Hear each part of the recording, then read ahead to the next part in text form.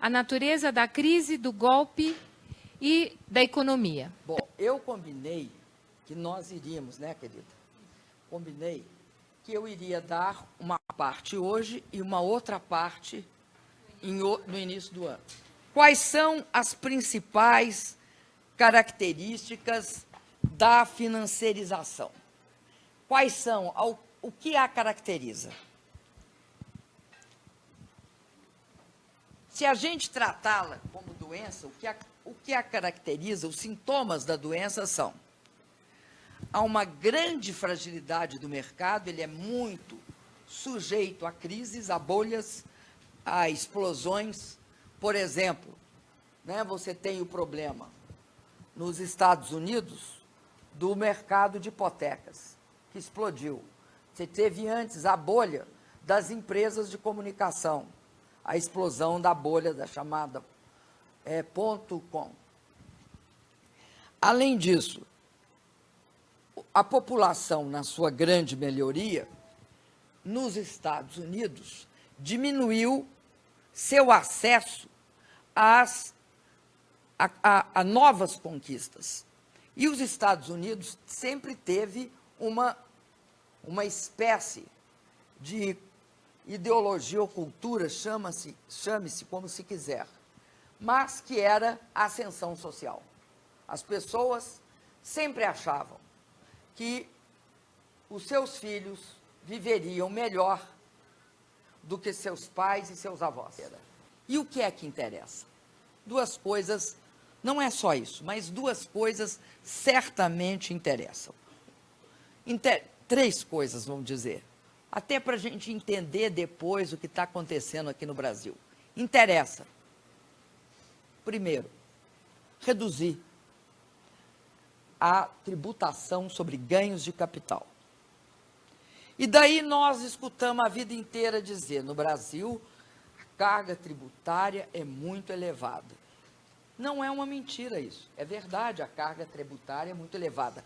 Para quem, cara pálida? Para quem? Perguntaria, né? Que é a própria pergunta, para quem, cara pálida?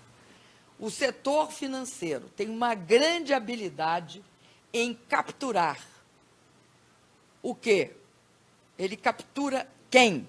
Ele captura reguladores, agências reguladoras, reguladores em geral, agências em particular, captura intelectuais, jornalistas econômicos, e nós sabemos o quão capturados são. Né? O fato de uma família perceber que ela está pior hoje do que estava há 30 anos atrás, leva a essa parte da população a ter uma visão de que o governo é irrelevante, a política é irrelevante. Quando o governo, a política é irrelevante, a participação dessa pessoa na atividade política, que não é só necessariamente votar, mas ela se enfraquece. E uma versão salvacionista, uma versão intolerante, uma versão que atribui a outro e que atribui a um inimigo externo qualquer o que está acontecendo naquela sociedade, ela é mais facilmente absorvível. E aí vocês vejam como nos últimos anos os movimentos de extrema esquerda, de extrema direita, prosperaram. A extrema esquerda não prosperou, quem prosperou foi a extrema direita. Então, o que acontecia naquele momento? Acontecia que uma parte expressiva do orçamento foi sim destinada aos pobres. Foi sim. Isso é inequívoco. O Pato tem razão. Do ponto de vista dele, Pato. Não de ponto de vista do resto da população. Mas do ponto de vista dele, Pato, é absolutamente razoável que ele queira ficar com a maior parte. Razoável para ele, Pato. Para nós, não. E aí, eu acho que tem uma coisa importante. O CPMF é uma tributação sobre transação financeira. Ela é eminentemente progressiva. Por quê? Quem é que faz transação financeira em alta escala nesse país?